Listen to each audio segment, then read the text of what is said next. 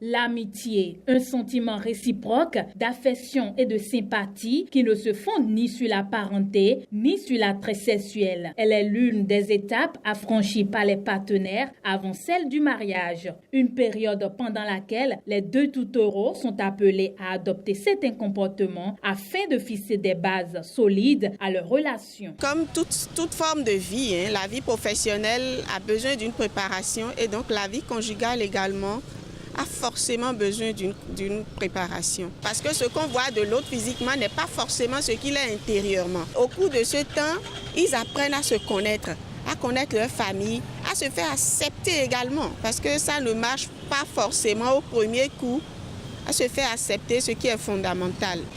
Vous êtes issus de deux familles différentes.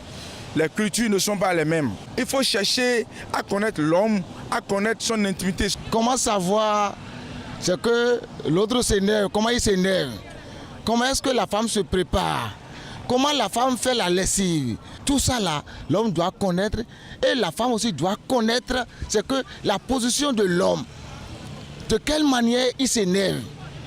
Quand il s'énerve là, comment je peux l'apaiser? Temps d'amitié, temps de découverte de l'autre et de partage. Moment crucial d'apprentissage où il faudra travailler d'arrache-pied et surtout ensemble dans toutes les conditions possibles. Vous voyez, aujourd'hui, il y a les jeunes dames qui n'arrivent pas à rester dans les foyers. Vous allez les voir dans les rues avec deux enfants, voire un parfois.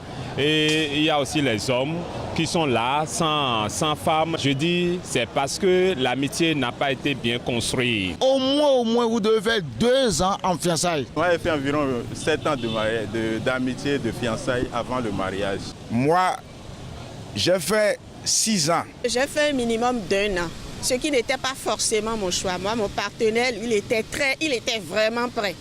Et moi, j'ai traîné un peu.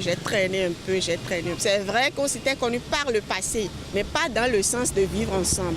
On était camarades de classe. J'ai ma femme qui est là. Et en amitié comme ça, on a passé 2 ans.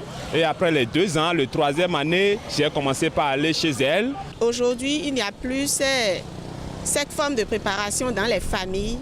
Et ça contribue à la souplesse des liens que les individus arrivent à tisser. Ce qui est dommage, c'est qu'on remarque que le délai de plus en plus entre les temps d'amitié, de fiançailles, de mariage, c'est beaucoup raccourci. Aujourd'hui, on constate que malheureusement, ce n'est pas une grossesse que les gens décident de vivre ensemble. Une période indispensable à en croire certains, avis diversement appréciés. Est-ce qu'il y a un temps?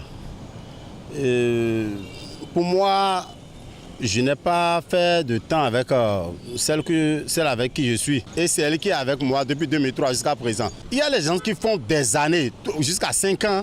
Ils font 5 ans et plus. Et quand ils se mettent ensemble, quand ils font le mariage, c'est quelques jours, quelques mois après, c'est les coups de poing et ils se séparent. Donc c'est ce que Dieu a unique, personne ne peut séparer, c'est ça. Donc pour moi, il n'y a pas un temps. Le mariage, que dit de plus si ce n'est la continuité du temps d'amitié, de fiançailles, une vie en commun, pleine de responsabilités, empreinte de complicité, de tendresse. Un acte ultime, une union pour la vie, ferme et indéliable.